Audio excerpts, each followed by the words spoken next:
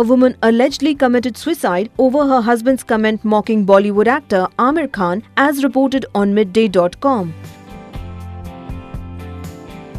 The woman, a Jabalpur resident, is claimed to have taken the extreme step as she was reportedly upset over her husband's remark on the controversial comment made by Aamir regarding the growing intolerance in the country.